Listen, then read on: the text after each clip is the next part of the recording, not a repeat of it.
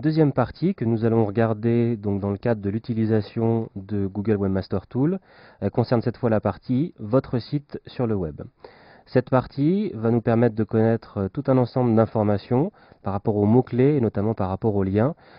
qui vont être des informations cruciales pour bien comprendre et voir de quelle manière Google a pu percevoir votre site en termes de contenu et en termes de mots-clés, et aussi de la manière dont Google a positionné ou est en train de positionner le site dans son moteur de recherche. Le premier menu concerne donc les requêtes de recherche, où vous avez donc depuis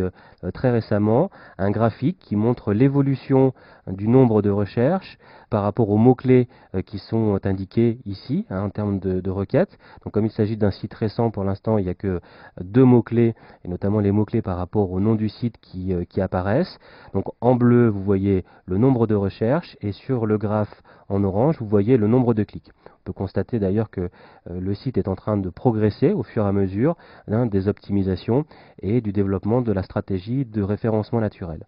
Par rapport aux informations qui sont indiquées, pour chaque mot-clé, Google va vous indiquer le nombre d'impressions, c'est-à-dire le nombre de fois que le mot-clé a été recherché. Vous avez un pourcentage qui montre l'évolution du nombre donc de recherches qui sont faites. Ensuite, vous avez le nombre de clics, donc cette fois le nombre d'utilisateurs qui ont cliqué sur ce résultat dans le moteur de recherche, avec là aussi une évolution en termes de pourcentage, ce qui vous permettra de détecter et de voir des évolutions et des tendances par rapport à vos différents mots-clés, quels sont ceux qui progressent ou ceux qui, à l'inverse, régressent, et le calcul, le ratio entre les deux, c'est-à-dire le ratio entre le nombre de clics et le nombre de recherches qui ont été effectuées sur Internet, permet d'obtenir ce qu'on appelle le CTR, c'est-à-dire le taux de clic dans les pages de résultats. Alors là, ce taux de clic est très important, 24%. En règle générale, vous verrez apparaître des taux de clic entre 1 et 3%. Ce taux de clic va dépendre de la position que vous avez dans Google, va dépendre aussi de la manière dont vous avez optimisé vos titres et vos descriptifs pour qu'ils soient effectivement incitatifs, et donc qu'ils poussent les internautes à cliquer plus chez vous que sur les sites de vos concurrents. Dernière information que Google nous donne depuis quelques mois maintenant, qui est la position moyenne par rapport aux mots-clés, où là, typiquement, sur le mot-clé Bibed, le site est positionné en 2,3, et vous avez également la possibilité de voir les évolutions. Alors cette partie peut être filtrée avec tout un ensemble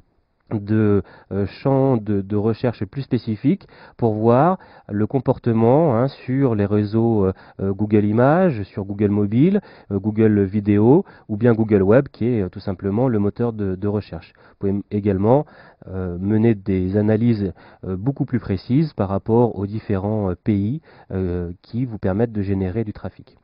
Vous avez après un deuxième onglet qui va concerner les pages les plus populaires, où cette fois, ça va vous permettre d'analyser non plus par rapport aux mots-clés, mais de voir quelles sont les pages qui sont les mieux positionnées et le nombre de fois que ces pages ont été affichées dans les pages de résultats de Google. Donc on retrouve le même type d'information, donc le nombre d'impressions, le nombre de fois que la page a été affichée, le nombre de clics, qui va permettre donc de déduire le taux de clic enregistré sur la position moyenne par rapport à cette URL qui va être indiquée ici.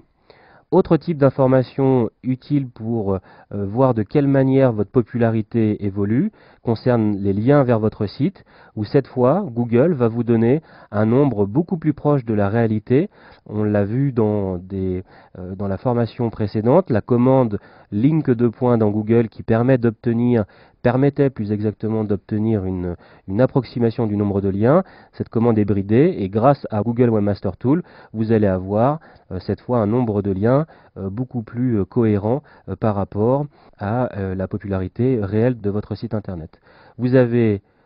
indiqué quelles sont les pages qui ont le plus de liens. Une nouvelle fois, il est important bien sûr que la page d'accueil ait des liens, mais également que les pages internes aient développé leur popularité et des liens externes pour améliorer leur positionnement. Et puis, vous avez également